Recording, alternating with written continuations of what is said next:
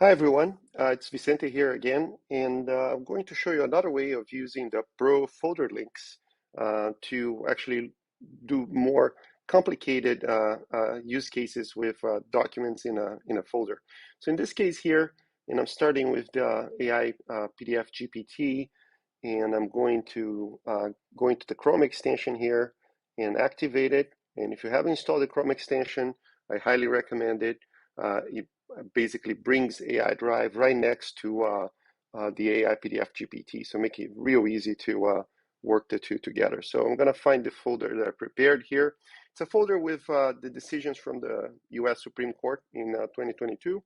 I'm going to click in here. It's got lots of decisions, and I prepared a text document here with what we want to know. So I'm highlighting here. I want to know what were the free speech issues in the Supreme Court opinions in this folder. What was the opinion, and which judges were part of it, and which dissented. So there's a lot packed into this phrase here, and it's best to kind of like set up your prompt in specific parts, and sometimes break into two specific interactions with the GPT. So first, we want to set up who is the persona, right? So you want to define it as, in this case, I want an expert opinion from a lawyer specializing in Supreme Court cases. This helps kind of narrow down the focus of the GPT. So this part here. And then I'll tell you, okay, take a look at the folder so you get familiar with it. And then I want you to execute a semantic search, which is what we support using the AI algorithms of AI Drive to extract the parts of the files that actually have the relevant content, right? In this case, the issues of free speech. And then I talk about what is the deliverable, which is a table with the case name and summary of the free speech issue and the link and to the page and source document. So I could go further, but I'm going to actually stop here and just use these four, because sometimes when you pack too much, you end up being getting an error from OpenAI because the query is taking too long on their side with GPT. So I'm just going to do this first four parts here, and I'm just going to get rid of these spaces here. I don't think they matter, but just in case. And then I'm going to copy the link to the folder. So this is the Pro link, and just throw it in here. Let's run it, and let's see how it goes. So it's starting the GPT,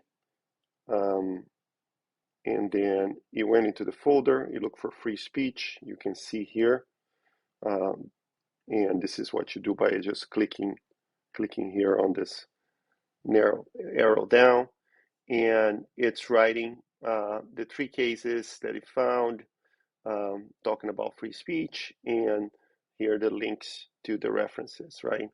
Actually, it's found a fourth case, so it's bringing that in as well, and the fifth one. So there's a few cases here, and there's all the summary of the cases and the references.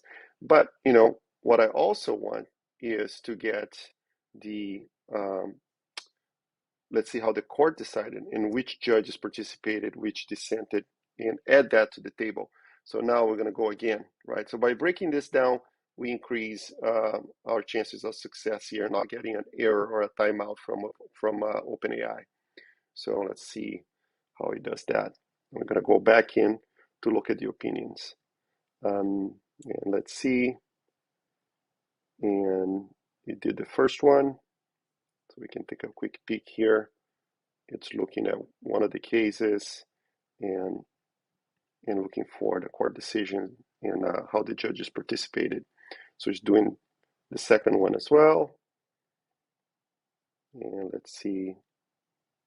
I'm going for the third one, and hopefully we can finish this before we run out of time for the loom here. Third case. And I always try to be careful in how many times we go in and bring information in, because sometimes the GPT on the OpenAI side gets overwhelmed with too much content. So it's good to break into multiple queries. So we got all the information we needed. And in the fifth case, I think it wasn't able to obtain the information. And like I said, if you have a lot of these queries, you may run into some of these errors. But here you have, again, how the judges decided. And so it's adding that to the table with the references like we discussed. And so it's adding all of that. And I think, it's interesting because it's calling it like case 1, 2, 3, 4, and 5. And I'm going to actually ask it to please replace case number with the actual case name and redo the table.